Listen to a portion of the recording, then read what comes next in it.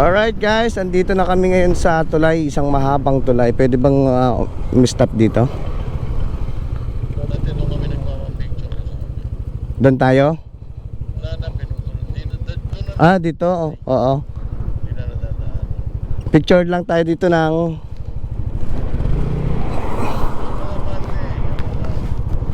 hindi, inusod ko lang.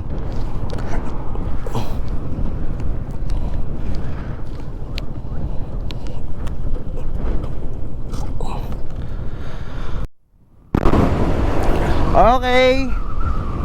Alam ko ang tawag dito sa bridge na to ay bantay.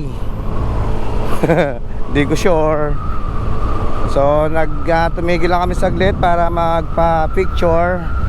Para ito daw yung aming mga alaala ng Philippine Loop Adventure Tour, sabi ni Kuya Mario. Okay. Ito